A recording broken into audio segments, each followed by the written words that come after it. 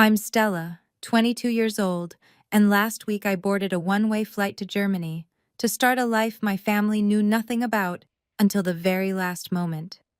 3 weeks before that flight, I walked across my college graduation stage completely alone. While I received my summa cum laude diploma in front of thousands of strangers, my parents were hosting a Super Bowl party with 50 guests back home. The seats reserved for my family? Empty. I sat in a parking lot afterward and cried until I couldn't breathe.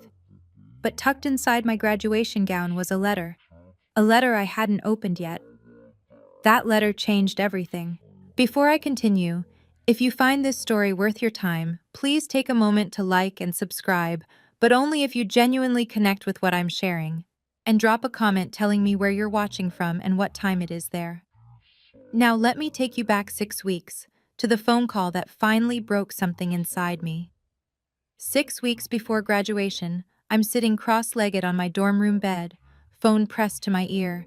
My heart beats a little faster than usual because I'm about to ask my parents for something I've never asked before. Mom, I wanted to confirm the date, I say. Graduation is February 9th, 2 p.m. Silence stretches across the line. I hear my father's TV blaring in the background, some sports commentary. Sweetheart, Mom finally says, her voice careful. You know what day that is, right? I know, of course I know. Super Bowl Sunday, I answer. But the ceremony is only 2 hours. The stadium is 40 minutes from home. You could make it back before halftime. More silence. Then Dad's voice cuts in. He must have grabbed the phone. Stella, Tyler has important guests coming that day. There's a scout from the NFL. This could be his big break. My chest tightens. Tyler. Always Tyler. Dad, I'm graduating with honors. I've been working toward this for 4 years. And we're proud of you, Mom jumps back in. Her tone the practiced sweetness I've heard 1,000 times. But honey, graduations happen every year. Super Bowl only comes once. I want to scream. I want to remind them that I worked 3 jobs to pay for this degree while they bought Tyler a new car, hired him a personal trainer, flew him to tryouts across the country. But I don't. I've learned that screaming changes nothing in this family. I understand, I whisper. Good girl. We'll celebrate later, okay? Send us pictures. The line goes dead. I sit there, phone still in my hand, and realize something. Not once did they ask what honors I received. Not once did they ask if I was excited. Not once did they ask if I needed anything. To them, my graduation was just another Tuesday. I should explain how we got here. 4 years ago, when I was 18, I received my college acceptance letter with a partial scholarship. I ran downstairs, waving it like a golden ticket. Mom, Dad, I got in, with a scholarship. Dad barely looked up from his laptop. That's nice, sweetheart, but we need to talk about money. What followed was a conversation that shaped everything. We can't afford to pay for your school, Dad said flatly. Tyler needs specialized training this year. His coach says he has real potential. But the scholarship covers 60%. Stella. Mom's hand found my shoulder, her touch gentle but firm. You've always been so independent. Tyler needs more support. You understand, right? I understood perfectly. From that day forward, I became a ghost in my own family. I applied for every scholarship I could find. I worked as a barista at 6 a.m., a teaching assistant by noon, and a tutor until midnight. I ate instant ramen 5 days a week to save money. My GPA climbed to 3.9, while my bank account hovered near zero. Meanwhile, Tyler got a brand new Mustang for his 19th birthday. For driving to practice, Mom explained. Tyler got a personal nutritionist. Athletes need proper fuel, Dad insisted. Tyler flew first class to training camps across the country. Investments in his future, they called it.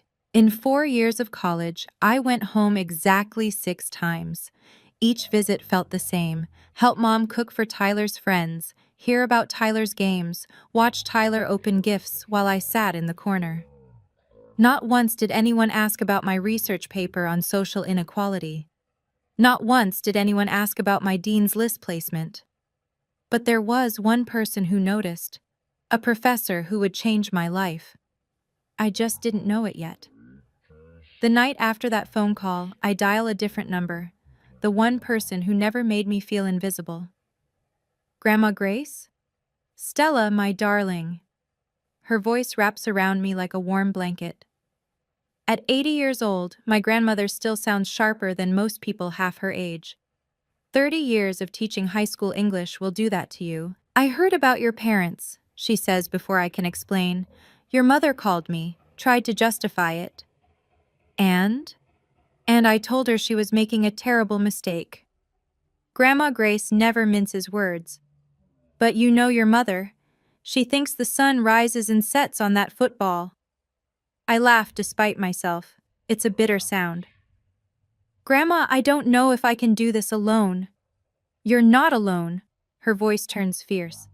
I'll be there, Stella. Even if I have to crawl, I'll be in that audience. My throat tightens. Grandma Grace lives 2 hours away. Her knees are bad. Her heart isn't what it used to be, and yet she's willing to make the drive that my parents won't. You don't have to. Hush. This is non-negotiable. She pauses. Now tell me the truth. Is there something else going on? You sound different, like you're carrying a secret. I freeze. How does she always know? It's nothing, Grandma. Just nervous about after graduation. She doesn't sound convinced. Well, whatever it is, you can tell me when you're ready. Just remember, you don't need their approval to shine, sweetheart. You never did. After we hang up, I stare at the ceiling. Grandma Grace is right about one thing. I am carrying something. Something I'm not ready to share with anyone. Not yet. 1 week before graduation, I'm called into Dr. Margaret Smith's office. Dr. Smith has been my thesis advisor for 2 years, a sharp-eyed woman in her late 50s who never sugarcoats anything. She's the only professor who ever pushed me to submit my research to academic journals. The only one who treated me like I had something worth saying. Close the door, Stella. She gestures to the chair across from her cluttered desk. Sit. I obey, my heart hammering. Did I do something wrong? Is there a problem with my thesis? I've been watching you for 4 years, she begins. You're one of the most dedicated students I've ever taught. Your thesis on socioeconomic barriers in education? It's exceptional work. Thank you, Dr. Smith, but she holds up a hand. I'm not finished. 8 months ago, I submitted your name for something. A nomination. I didn't tell you because I didn't want to get your hopes up. My pulse quickens. A nomination for what? She reaches into her desk drawer and pulls out a sealed envelope. It's cream-colored, heavy, official-looking. I catch a glimpse of a logo I don't immediately recognize. Results should be in here, she says, sliding it toward me. But don't open it now. Wait until after the ceremony. I want graduation day to be... She pauses, choosing her words carefully. Memorable for you, one way or another. I take the envelope with trembling fingers. It feels impossibly light for something so potentially life-changing. What is this? Dr. Smith smiles, a rare expression on her usually serious face. Let's just say that your hard work may have opened doors bigger than you imagined. Congratulations in advance, Stella. Whatever happens next, you earned it. I tuck the envelope into my graduation gown that night, and I wait. 5 days before graduation, I drive home to pick up some old belongings from my childhood room. The moment I pull into the driveway, I know something is different. There's a massive banner stretched across the garage door. Tyler's future NFL star party, Super Bowl Sunday. I sit in my car for a full minute, just staring at it. Inside, the house buzzes with activity. Mom is on the phone ordering catering. Dad is setting up a second TV in the backyard. Tyler is lounging on the couch, scrolling through his phone like a king surveying his kingdom. Stella, Mom waves distractedly. I didn't know you were coming. Just grabbing some stuff. I keep my voice neutral. Big party? 50 guests, can you believe it? The Patterson Scout is bringing his whole family. This could be Tyler's moment. Tyler doesn't even look up. Hey, sis. I wander toward the kitchen, taking in the piles of decorations, football-shaped plates, team banners, a massive sheet cake being designed with Tyler's face on it. Do you need help? I hear myself ask. It's pathetic, really, this desperate attempt to be included. Mom waves me off. No, no, you should head back to school. Don't you have that ceremony thing soon? That ceremony thing. 4 years of my life reduced to 3 dismissive words. It's Sunday, Mom. 2 p.m., same day as your party. Right, right. She's already turning back to her phone. Oh, what day did you say again? I told her a week ago. I told her 3 days ago on the phone. Never mind, I whisper. On my way out, I pass the entryway table. The party invitations are stacked there, ready to mail. I pick one up. Join us to celebrate Tyler Whitney and family. My name isn't anywhere on it. 10 p.m., the night before graduation. I'm pacing my dorm room, phone in hand, gathering courage I'm not sure I have. One last try. That's what I keep telling myself. One last chance for them to show up. I dial home. The noise hits me immediately. Laughter, clinking glasses, music. They're already celebrating. A pre-party for the pre-party. Hello? Mom's voice is light, giddy. I can tell she's been drinking. Mom, it's Stella. Honey, hold on! I hear her shout to someone. It's my daughter, the one graduating tomorrow. At least she remembered. Mom, I wanted to tell you something. My voice shakes. I'm graduating summa cum laude, and I was chosen to give the student representative speech. Silence. For one hopeful heartbeat, I think she's processing the magnitude of this. Student representative, out of 3,000 graduates. Oh, that's wonderful, sweetie. Hold on. Her voice goes distant.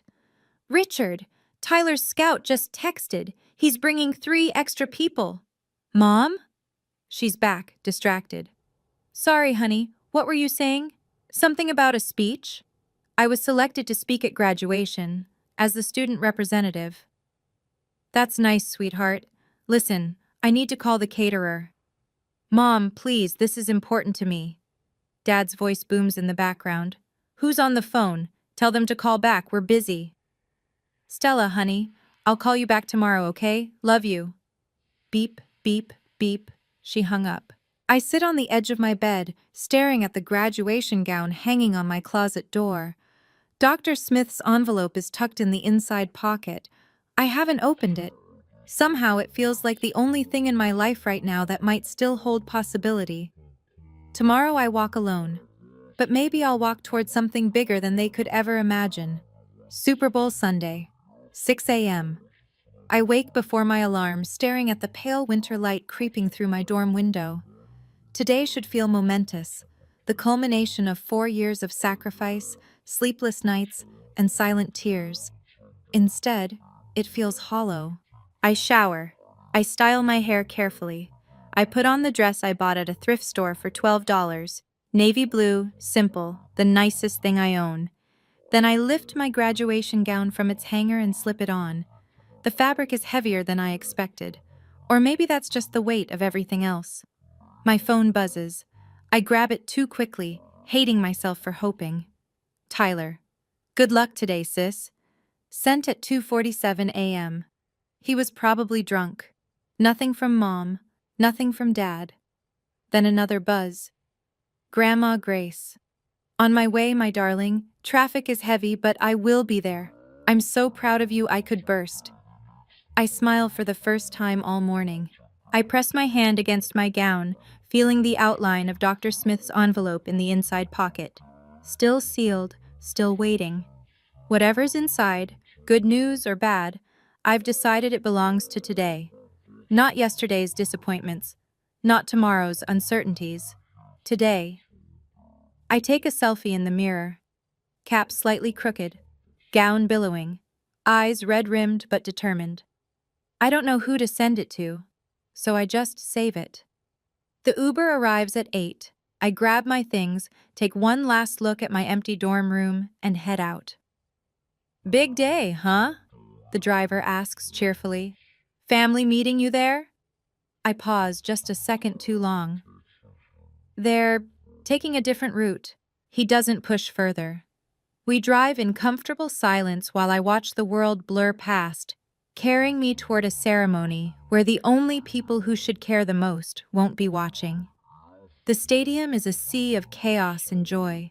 Everywhere I look, families cluster together, mothers adjusting their children's caps, fathers snapping photos, grandparents dabbing tears before the ceremony even starts.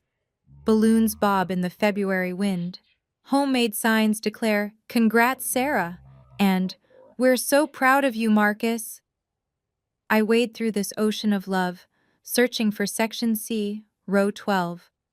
The family seating section has a small placard with my name, Stella Whitney, seats 4 to 7. 4 seats. I reserved 4 seats out of desperate hope. All 4 are empty. No, wait, not entirely. On seat 4, there's a familiar knitted scarf, faded purple wool, handmade with tiny mistakes in the stitching that Grandma Grace always laughed about. She was here. She reserved the seats. My phone vibrates. Grandma Grace, sweetheart, there's been a terrible accident on the highway. Ambulances everywhere. I'm stuck in traffic that isn't moving. I'm so sorry. I'm trying everything. Please don't wait for me. My fingers hover over the screen. I type back, "It's okay, Grandma. I love you. Don't stress." But it's not okay. I turn away from the empty seats and walk toward the graduate assembly area. Around me, classmates are hugging their families goodbye, promising to wave when their names are called. A girl next to me is crying happy tears as her mother pins a flower to her gown. I stand alone, hands clasped in front of me, watching. A man in the row behind the family section catches my eye. He's holding a sign for someone else, but he notices me staring at my empty seats. He gives me a small, sympathetic nod. A stranger's kindness. That's what I get today. The processional music begins. I straighten my shoulders, touch the envelope in my pocket one more time, and take my place in line. Time to walk alone. The ceremony opens with a swell of music, and 3,000 graduates begin the slow processional march into the stadium. I'm somewhere in the middle of the W surnames, shuffling forward with my peers, while flashbulbs pop from the stands like fireflies. The announcer's voice booms through the speakers, welcoming families, acknowledging distinguished guests, celebrating 4 years of hard work. I keep my eyes forward. Don't look at the family section, don't count the empty seats. But I can't help it. As we settle into our rows, I glance toward Section C. 4 empty seats. Grandma's scarf still draped across one, a lonely splash of purple in a sea of cheering families. My phone buzzes against my thigh. I shouldn't check it. We were told to silence our devices, but I can't resist. It's an Instagram notification. Tyler posted a new story. Against my better judgment, I tap it open. The video fills my screen. My parents' backyard transformed into a Super Bowl paradise, streamers in team colors, a massive grill sizzling with burgers, Dad standing at the center, beer in hand, grinning at the camera. "Pre-game party is lit!" Tyler's voice narrates. "Let's go, Chiefs! Best Super Bowl party in Texas right here." In the background, I see Mom laughing with a group of women. She's wearing a team jersey and holding a plate of wings. She looks happier than I've seen her in years. I close Instagram. My hands are shaking. The girl next to me notices. "You okay?" "Fine." I force a smile. "Just nervous about my speech." "Oh my God, you're the student rep? That's amazing. Where's your family sitting? I'll wave to them for you." I don't answer. I just point vaguely toward Section C and pray she doesn't look too closely. The chancellor takes the podium. The ceremony officially begins. "Please welcome our student representative, Stella Whitney." Applause ripples through the stadium. I stand on legs that feel like jelly, smooth down my gown, and begin the longest walk of my life. The podium looms ahead, massive and intimidating. 3,000 graduates, 10,000 audience members, and somewhere in Section C, 4 empty seats. I grip the edges of the podium, adjust the microphone, and look out at the sea of faces. For a moment, I can't speak. The words I'd prepared dissolve in my throat. Then I see her. Grandma Grace, white-haired and winded, sliding into seat 4. She made it. She actually made it. She gives me a thumbs up, tears streaming down her face. I find my voice. 4 years ago, I arrived on this campus with 2 suitcases and $17 in my checking account. My voice echoes through the speakers. I didn't have a backup plan. I didn't have a safety net. What I had was determination and the belief that hard work would speak louder than circumstances. The crowd is silent, attentive. Today, I want to speak to every student who worked a midnight shift before an 8 a.m. exam, to everyone who chose textbooks over groceries, to every person sitting in these seats who had no one in the audience cheering their name. My eyes find Grandma Grace. Just her. Just one person. Success isn't about being loved by everyone. Success is knowing your worth when no one's watching.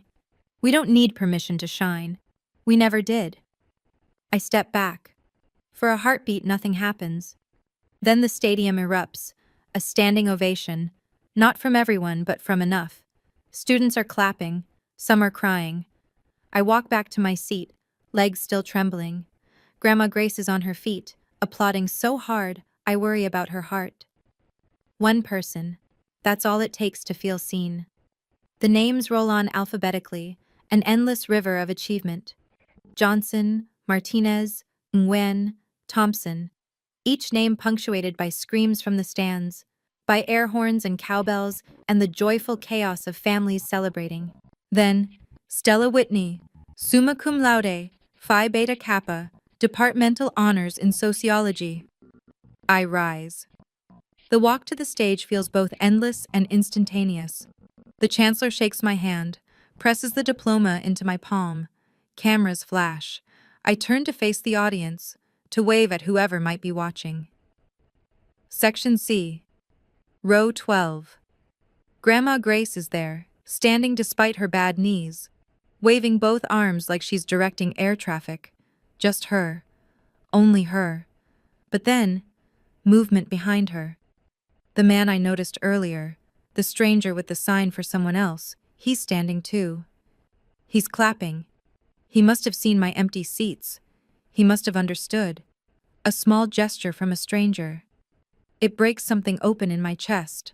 I wave back, not just at Grandma, but at him too, at every person in this stadium who showed up for someone they love. Walking off stage, I press my hand against my gown. The envelope is still there, still sealed. My phone buzzes. I check it as I return to my seat. A new Instagram story from Mom. Posted 3 minutes ago. I tap it open. Dad is doing a victory dance in the backyard. On the TV behind him, the Super Bowl broadcast shows kickoff. Mom is filming, laughing so hard the camera shakes. Best Super Bowl party ever. The caption reads, posted at 2:47 p.m. Central Time, the exact moment I received my summa cum laude diploma. I close Instagram, slide my phone into my pocket, and sit in silence until the ceremony ends. The ceremony ends with a cascade of caps thrown skyward. I don't throw mine. I clutch it against my chest and push through the celebrating crowds toward the parking lot. Grandma Grace texts that she's resting in her car. The drive and the rush exhausted her, and she wants me to take my time. I order an Uber to take me to her. The app says 12 minutes. 12 minutes to stand alone in a parking lot while families stream past, arms full of flowers and balloons, voices bright with pride. I find a bench near the edge of the lot and sit down. Around me, the world celebrates. A father lifts his daughter onto his shoulders. A mother pins a corsage onto her son's gown. 2 grandparents unfurl a banner. Our little girl is a doctor now. The tears come without warning, not gentle tears, not dignified tears. I'm talking about the kind of crying that doubles you over, that steals your breath, that makes your whole body shake. 4 years of loneliness, 4 years of being the invisible daughter, 4 years of Tyler needs more, and Stella can handle herself. It all comes flooding out in an empty parking lot on Super Bowl Sunday. My Uber arrives. The driver, a kind-faced woman in her 40s, takes one look at me and hands over a packet of tissues without a word. Rough day? I want to laugh. Instead, I just nod. Family stuff? I nod again. She doesn't press. She just drives, letting me cry in her back seat while graduation parties bloom across the city. After a few minutes, I reach into my gown, my fingers finding the envelope. It's still there, still sealed. Whatever's inside, it's time to find out.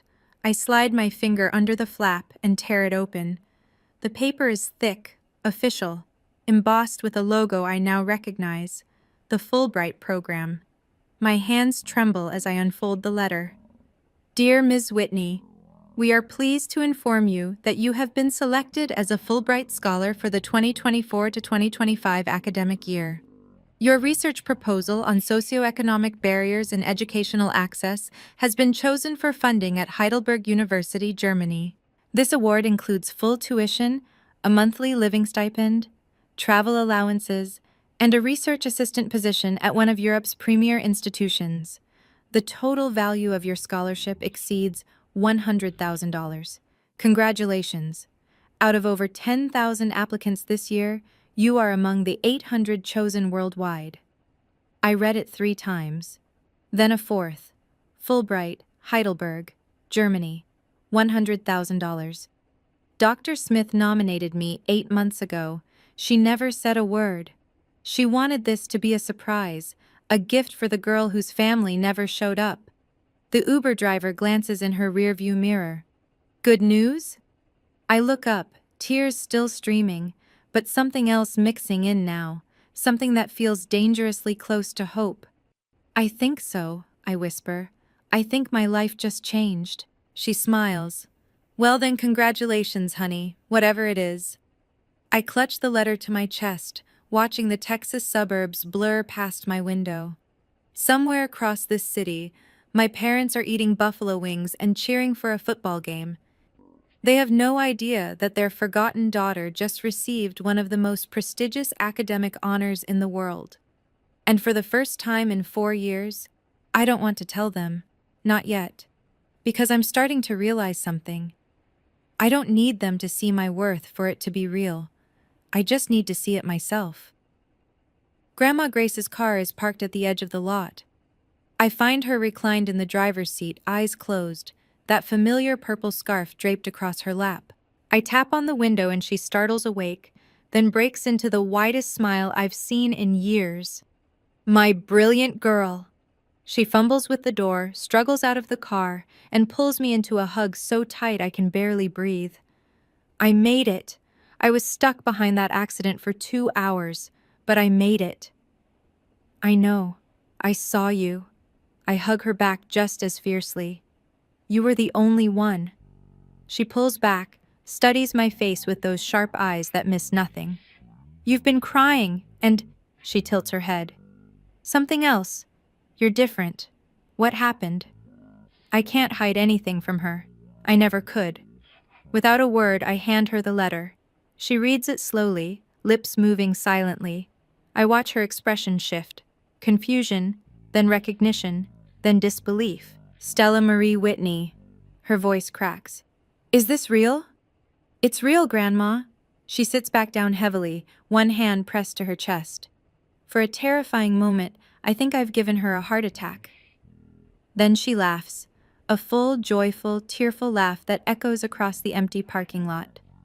My granddaughter, a Fulbright scholar. She looks up at me, eyes shining. Do your parents know? No. Good. The word comes out fierce, surprising me. Don't tell them, not yet. Grandma? She takes my hand. My birthday is in 3 weeks. The whole family will be there. Let me handle this. Let them see what they've been ignoring all these years, in front of everyone. I hesitate. I don't want to make a scene. It's not a scene, sweetheart. Her grip tightens. It's a reckoning. The next 3 weeks pass in a strange kind of silence. I return to campus to finish packing up my dorm. I start paperwork for my German visa.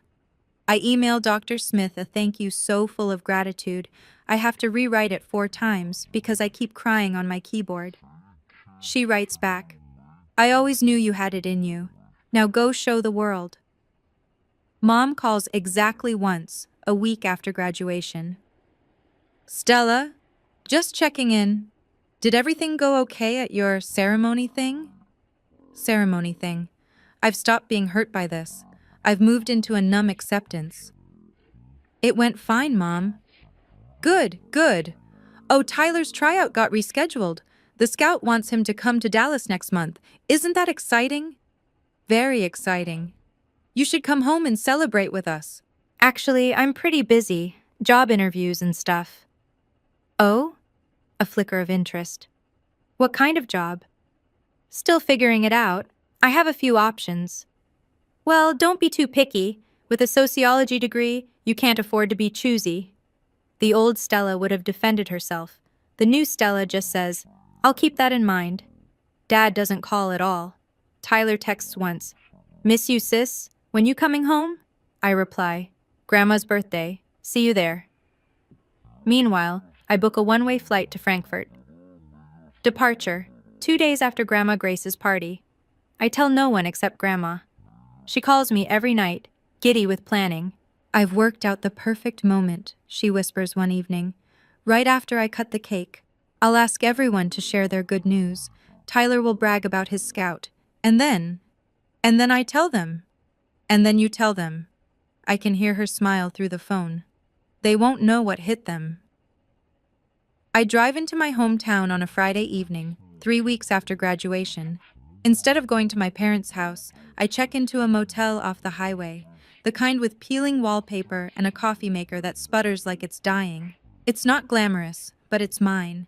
My space, my terms. Mom texts around 7. Are you in town yet? Your room is ready? I reply, staying at a friend's place. See you at Grandma's tomorrow. She doesn't question it. She probably doesn't care enough to question it. I spread my documents across the motel bed. Fulbright acceptance letter, Heidelberg research position confirmation, German visa application, one-way flight itinerary. Tomorrow, all of this becomes public. My phone rings. Grandma Grace. You ready, sweetheart? I think so. I'm sitting cross-legged on the scratchy comforter, staring at my reflection in the TV screen. Grandma, what if they don't care? What if I tell them and they just shrug? Silence. Then, that's not the point, Stella. Then what is? The point is that you'll know. You'll know that you stood up, spoke your truth, and walked away with your head high. What they do after that is on them. She's right. I've spent 22 years waiting for my parents to see me. Tomorrow, I stop waiting. What time should I arrive? 2 o'clock. I'll make sure Tyler brags first. It'll make your moment land harder. I laugh despite my nerves. You're devious, Grandma. I'm 80 years old. I've earned the right to be devious. Her voice softens. Sleep well, my darling. Tomorrow is your day. After we hang up, I fold the letters carefully, slide them into my purse, and lie back on the bed. Tomorrow, I stop being invisible. Tomorrow, I say goodbye. Now, I want to pause here for just a moment. Because things are about to get intense. I'm curious, what do you think my parents will do when they hear the news? Drop a 1 in the comments if you think they'll apologize. Drop a 2 if you think they'll get angry. And hey, if you've been writing this story with me from the beginning, hit that subscribe button. The biggest moment is coming up next. Okay, back to the story. Grandma Grace's house sits at the end of a quiet street. A modest craftsman with a wraparound porch and gardens, she refuses to let anyone else tend. Today, cars line the driveway and spill onto the lawn. At least 30 people are here. Aunts, uncles, cousins I haven't seen in years, old friends of Grandma's from her teaching days. I park down the street and take a moment to collect myself. My purse holds everything: the Fulbright letter, the Heidelberg confirmation, the flight itinerary. Weapons of truth wrapped in official letterhead. The moment I walk through the door, the family chaos swallows me whole. Stella, look at you all grown up. How's job hunting, sweetheart? Your mom says you're struggling. Have you met Tyler's new girlfriend? She's adorable. Tyler is holding court in the living room, surrounded by aunts who hang on his every word. He's wearing an NFL team jersey, of course he is, and gesturing expansively as he tells some story about his latest tryout. The scout said I've got real potential, he's saying. Could be looking at a practice squad spot by next season. Dad stands behind him, chest puffed with pride. That's my boy. Future star right there. I slip past, unnoticed, heading for the kitchen where Grandma is directing traffic like a general commanding troops. Her eyes find mine immediately. She gives me the smallest nod. Soon, she mouths. I nod back and take my position near the back of the room, watching my family orbit around Tyler like he's the sun. Mom is laughing at something he said, her hand on his shoulder, the picture of maternal devotion. No one has asked about my graduation. No one has asked about my plans. That's fine. They'll learn soon enough. The cake comes out, 80 candles flickering in the afternoon light. It's almost time. We sing happy birthday.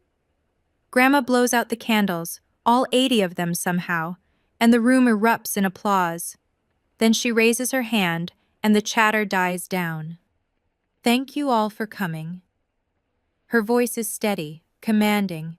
30 years of teaching gave her the kind of presence that demands attention. 80 years is a long time to be alive. I've seen a lot of things. Good things. Hard things. She pauses, scanning the room. Today, I want to hear from my family. Share your good news. Let an old woman feel proud of what she's built. Immediately, Tyler steps forward. Of course he does. Well, Grandma, since you asked, he grins, all confidence and charm. I just had my best tryout yet. Coach said I could be looking at a practice squad contract by fall. Dad whoops. Mom clutches her hands together. The relatives applaud politely. Grandma nods. That's lovely, Tyler. Hard work pays off. She looks around the room again, her gaze landing on an aunt who just got promoted, a cousin who's expecting twins. Each person shares their news, basking in the glow of family approval. Then Grandma's eyes find mine. Stella. Her voice cuts through the murmur of conversation. My oldest grandchild, you just graduated from college. Any news to share with the family? The room turns toward me. I feel their eyes, some curious, some indifferent, some already dismissing whatever I might say. Mom leans over to Aunt Carol. She's still looking for work. You know how it is with those liberal arts degrees. I hear her. I pretend I don't. Grandma raises her hand again. Let Stella speak for herself, Donna. Her voice has an edge I've never heard before. Go on, sweetheart. Tell them. I reach into my purse and pull out the letter. I step forward, the letter steady in my hands. I do have news. My voice doesn't shake. I'm surprised by that. I wanted to share it with the whole family. I unfold the paper, hold it up where everyone can see the official Fulbright letterhead.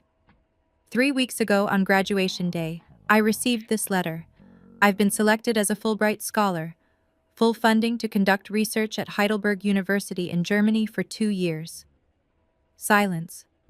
Complete, absolute silence. Then Aunt Carol speaks first. Wait, Fulbright? The international scholarship? The one that's impossible to get? One of 800 chosen worldwide, I confirm. Out of over 10,000 applicants, the total package is worth more than $100,000. The murmuring begins. I watch faces shift, confusion, shock, disbelief.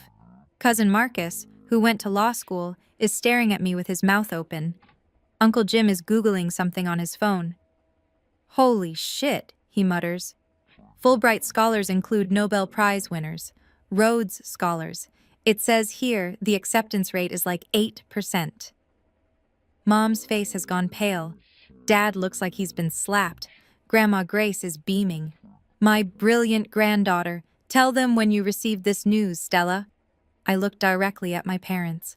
I received this letter on graduation day, the same day you hosted a Super Bowl party instead of watching me receive my summa cum laude diploma. The same day I gave the student representative speech to 3,000 people, alone. The silence that follows is different, heavier. The relatives are looking at my parents now, their expressions shifting from admiration for me to something else entirely. Mom opens her mouth to speak. I continue before she can. I didn't tell you because I wanted you to hear it like this, in front of everyone, so you'd finally understand. Dad finds his voice first. Stella, why didn't you tell us sooner? We would have what? My voice stays calm. Changed your Super Bowl plans? Come to my graduation? I called you the night before. I told you I was giving a speech. Mom hung up. Mom's eyes are wet. That's not... We were busy. The scout. I nod slowly. Tyler's scout. Always Tyler's scout. Uncle Jim shifts uncomfortably. Hold on. You two didn't go to her graduation? It was Super Bowl Sunday, Dad protests, but his voice has lost its authority. We had 50 guests. We couldn't just cancel. Cancel? Aunt Carol cuts in. Richard, she graduated summa cum laude. She won a Fulbright. My kids would kill for those achievements. The room is turning. I can feel it, the tide of opinion shifting away from my parents toward me. 30 pairs of eyes now see what I've always seen. Grandma Grace stands up slowly, her presence silencing the growing murmurs. I'm 80 years old. Her voice is steel-wrapped in velvet. I've watched this family for decades. I've stayed quiet about many things, but not today. She looks at Mom, her own daughter, with an expression I've never seen before. Donna, you chose a football game over your daughter's greatest achievement. Richard, you've poured everything into Tyler while Stella worked 3 jobs to pay for her own education. She shakes her head. I raised you better than this. Mom is sobbing now. Mama, we didn't know. You didn't ask. Grandma's words land like hammers. That's the problem. You never asked. And now she's leaving, because you don't deserve to keep her here. The room goes completely still. I take a breath. There's one more thing they need to hear. Mom rises from her chair, mascara streaking down her face. Stella, you have to understand. We never meant to hurt you. We just thought you were always so capable. Capable. I let the word hang in the air. Yes, I was capable because I had no other choice. You made sure of that. We love you both equally, Dad insists, but even he seems to hear how hollow it sounds. Tyler just needed more support. Did he? I tilt my head. Let me remind you of something, Dad. In 4 years of college, you bought Tyler a car, paid for a personal trainer, flew him first class to tryouts. You know what you gave me? A phone call once a month, if I was lucky, asking when I'd get a real job. Aunt Carol is whispering to Uncle Jim. Cousin Marcus won't meet my parents' eyes. You never asked my GPA. I'm not shouting. I don't need to. You never asked about my thesis. You didn't know I was nominated for Fulbright because you never asked about my life at all. Dad stands. Now wait just a minute. Richard. Grandma's voice cuts through. Sit down. Let her finish. He sits. I've never seen my father take orders from anyone, but right now, in front of everyone he's ever tried to impress, he has no choice. Mom tries a different approach. Stella, we can fix this. We can do better. You don't have to go to Germany. Stay here. Let us make it up to you. That's not how this works, Mom. I keep my voice gentle but firm. I'm not punishing you. I'm making a choice. For the first time in my life, I'm choosing myself. The words settle over the room like a verdict. Mom collapses back into her chair, shoulders shaking. Wait. Tyler's voice cuts through the tension. Everyone turns to look at him. The golden child, the favorite son. He's standing now, his face pale beneath his athletic tan. For once, he doesn't look confident. He looks lost. Stella. He takes a step toward me. I didn't know. I swear I didn't know it was this bad. I know you didn't, Tyler. But I should have. He runs a hand through his hair, agitated. I should have asked. I should have noticed. I was so caught up in my own stuff that I assumed you were fine, that you didn't need anything. Because that's what they told you, I say quietly. That's what they told everyone. He turns to our parents, and for the first time in my memory, there's anger in his voice. Is this true? Did you really skip her graduation? While I was in the backyard playing beer pong? Mom doesn't answer. Dad stares at the floor. Jesus, Tyler laughs, but it's not funny. I've been walking around thinking I was the big success story. Practice squad potential. He gestures at me. She won a Fulbright, out of 10,000 people. And we were grilling burgers. Tyler, honey, it's complicated, Mom starts. No, it's not. He shakes his head. It's really not complicated at all. We dropped the ball. All of us. He looks at me. Sis, I'm sorry. I'm not apologizing for Mom and Dad. They need to do that themselves. But I'm sorry I never paid attention. I want to be angry at him. Part of me still is. But there's genuine regret in his eyes, and I recognize it for what it is, the first crack in the wall. Thank you, Tyler, I say. That means something. It doesn't fix everything, but it's a start. I reach into my purse one more time. There's one more thing. I pull out the printed flight itinerary. I bought my ticket to Germany 3 weeks ago. One way. I leave in 2 days. Mom's head snaps up. 2 days? Stella, that's too soon. We haven't even had time to... Time to what, Mom? I keep my voice level. Talk? You've had 22 years to talk to me. You chose not to. Dad stands again, this time with something desperate in his face. I won't allow this. You can't just leave the country without... Without what, Dad? Your permission? I almost laugh. I'm 22. I have a fully funded scholarship to one of the best universities in Europe. I don't need your permission for anything. But you can't... He stops. Realizes he has nothing to leverage. No money I need. No support I can't live without. I've built my entire life independent of them, and they're only just now realizing what that means. Grandma Grace rises from her chair, crosses the room, and takes my hand. This party was supposed to be about me. She looks around at the silent guests. But I want everyone to know. This moment, right here, is the best gift I've ever received. Watching my granddaughter stand up for herself. She turns to Mom, her own daughter, with tears in her eyes. Donna, I love you. But you've made mistakes. Big ones. Now you have a choice. Spend the next 2 days making excuses, or spend them trying to repair what's left. Mom is crying too hard to speak. I squeeze Grandma's hand and look out at the room. At the relatives, the friends, the witnesses to this reckoning. I'm not abandoning this family, I say clearly. I'm just choosing to go where I'm valued. Dad corners me by the kitchen doorway an hour later. The party has fractured into awkward clusters. Relatives making polite excuses to leave early. Grandma holding court with the few who stayed. Mom crying in the bathroom. Stella. His voice is low, intense. This is a mistake. Europe? What kind of career is that? What about health insurance? What about... I have a research stipend, full health coverage, and a 2-year contract. I tick them off on my fingers.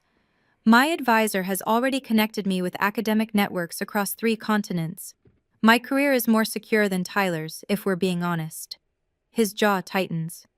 Don't compare yourself to your brother. Why not? You did. For 22 years. He flinches. I've never spoken to him like this. Neither of us knows quite what to do with it. If you do this, he says slowly, if you leave like this, like what, Dad? With my head held high? With my achievements finally on the table? I mean, he struggles for words. If you leave angry, it'll damage this family. Is that what you want? I take a deep breath. This is the hardest part. Staying calm when every cell in my body wants to scream. I'm not angry, Dad. I'm done. There's a difference. Done? Done waiting for you to see me. Done hoping you'll change. Done making myself smaller so Tyler can feel bigger. I meet his eyes. I wish you well. I really do. But I can't keep putting my life on hold for a family that never made room for me. He opens his mouth to respond. Mouth too. I walk past him, through the kitchen, out the back door into Grandma's garden. The azaleas are blooming. The sun is setting. Somewhere inside, I hear my mother sobbing. I feel strangely at peace. Grandma finds me in the garden as the last guests filter out. She settles onto the bench beside me with a small grunt.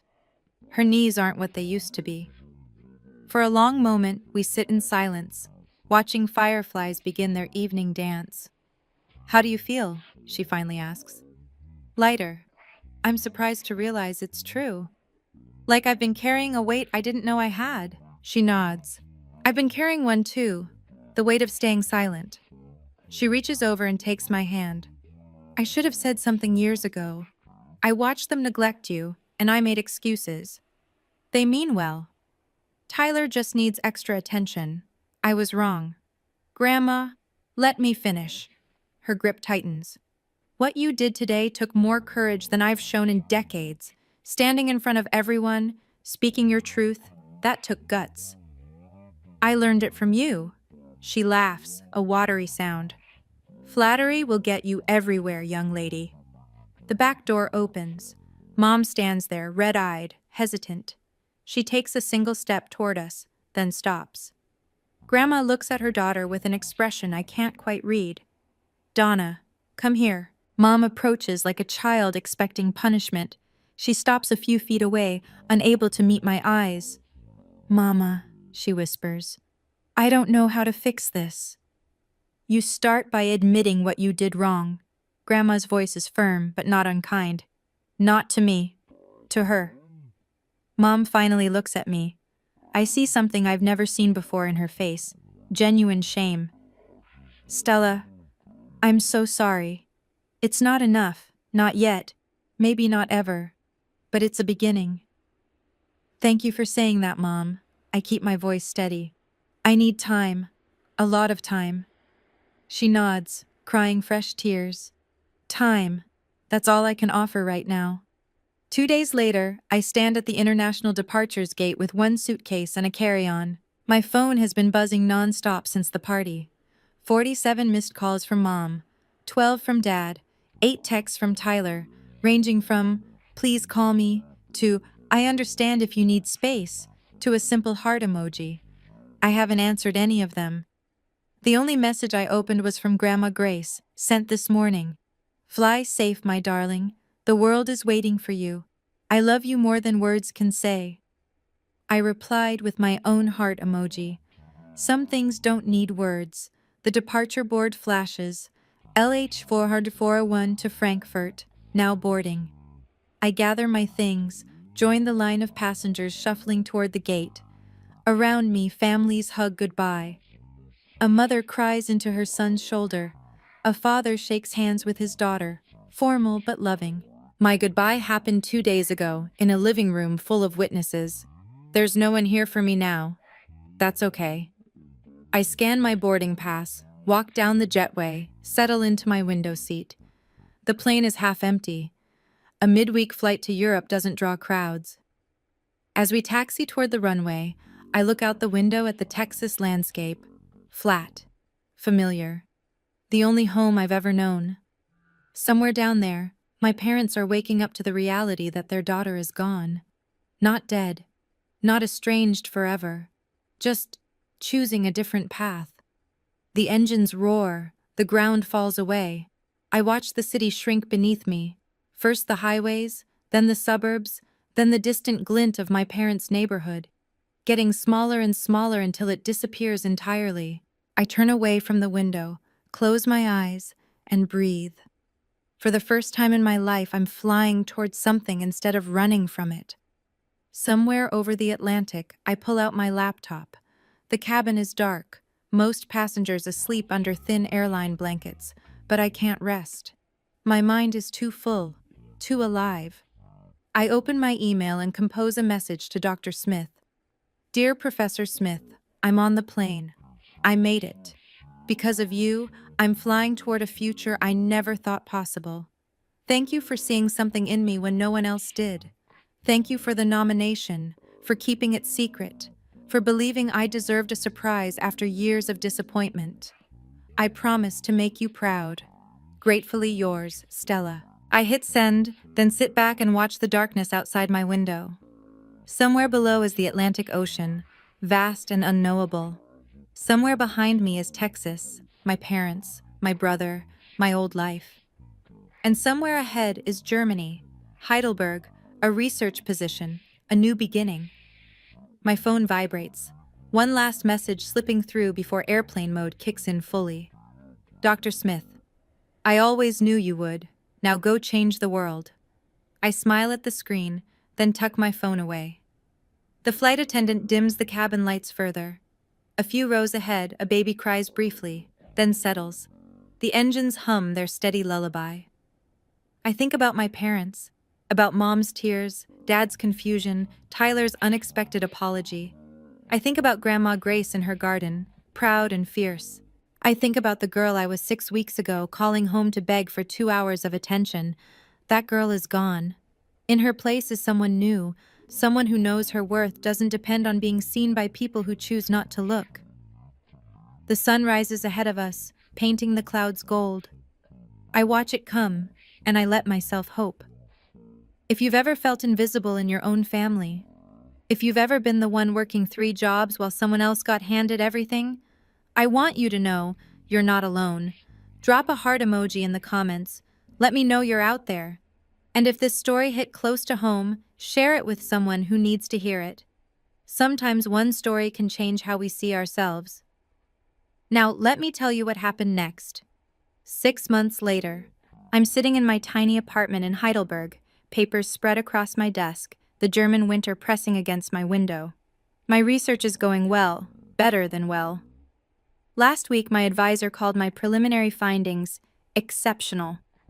My phone buzzes, a video call request from Mom. For weeks after I left, I didn't answer her calls. I needed space. Eventually, we graduated to texts, brief, polite, careful. But this is the first video call in months. I hesitate, then accept. Mom's face fills the screen. She looks different, older somehow, tired. But there's something else too, something I don't recognize. Stella, her voice catches. Thank you for answering. Hi, Mom. I won't keep you long, She takes a shaky breath. I've been going to therapy. Your father and I both have. I don't respond. I'm not sure what to say. The therapist helped me see things. Patterns. The way we treated you versus Tyler. I've been making lists of every memory I can recall and, her voice breaks. I'm so ashamed, Stella. I didn't see it at the time, but looking back, it's so clear. Mom, no, let me finish. Please. She wipes her eyes. I'm not calling to ask you to come home. I'm not calling to make you forgive me. I just needed you to know. I see it now. What we did, what we didn't do. And I'm working on becoming someone who deserves to be your mother. The words hang between us, spanning an ocean. Thank you for telling me that, Mom. Are you happy there? I look around my small apartment. My books, my research, my new life. I'm getting there. Good. She nods, tears streaming. That's all I wanted to hear. 1 year after graduation, I'm standing at a podium in Berlin, presenting my research to an international conference. 300 academics fill the auditorium, professors from Harvard, Oxford, Tokyo, Sao Paulo. They're here to hear about my work on educational inequality. My work. Mine. When I finish, the applause is thunderous. A professor from Columbia approaches afterward, business card in hand. Ms. Whitney, your research is groundbreaking. Have you considered doctoral programs in the States? I smile. I'm keeping my options open. Later that night, I video call Grandma Grace. Her face lights up the screen, 81 years old and still sharp as a tack. How was it, my darling? They loved it, Grandma. I got 3 job offers and a PhD invitation. She claps her hands together. That's my girl! Oh, I wish I could have been there. Me too. Your mother called me yesterday, she says carefully. Asked how you were doing. I know. We talk sometimes now. Not often, but sometimes. And your father? That's harder. I pause. He actually apologized last month. It was awkward and stiff, and he clearly didn't know what to say. But he tried. That's something. It's something, I agree. And Tyler? He didn't make the NFL. I say it without judgment. He's working as a coach at a high school now. We text memes to each other sometimes. It's weird, but nice. Grandma nods slowly. Families are complicated. They are. But you, she points at the screen. You, my darling, are thriving. You took everything they threw at you and turned it into wings. I smile, tears pricking my eyes. I learned from the best, Grandma. Nonsense, she winks. You learned from yourself. I just handed you the match. You're the one who lit the fire. You know, looking back on everything, I finally understand my parents in a way I couldn't before. Dad, Richard, he grew up with dreams of NFL glory that ended with a blown knee in high school. Tyler wasn't just his son. Tyler was his second chance, his do-over, his proof that his dreams weren't dead. He poured everything into that because he couldn't face the alternative, that sometimes dreams just die. Mom, Donna, grew up poor, like government cheese poor. Every decision she made was filtered through one question: will this keep us financially safe? Tyler represented security, a future NFL salary, a ticket out of the fear she'd carried since childhood. Neither of them meant to hurt me. They just didn't see me. Because seeing me would have meant questioning everything they believed about success and safety. And me? My weakness was obvious. I wanted their approval so badly that I kept showing up to a table where there was never a seat for me. I made myself smaller, quieter, easier to ignore, hoping that someday they'd notice. They didn't. Not until I stopped hoping. Here's what I've learned. You cannot wait for people to see your worth. You have to see it yourself. And sometimes, the kindest thing you can do, for yourself and for them, is to walk away. Boundaries aren't walls. They're doors. They let you decide who gets access to your life. If this story resonated with you, I'd love to hear your thoughts. Have you ever had to set boundaries with family? Have you ever felt invisible to the people who were supposed to love you most? Drop a comment below. I read every single one. And if you want more stories like this, click the link in the description. There's a whole community of us out there, learning to see ourselves clearly. Thank you for listening. Thank you for being here. Until next time.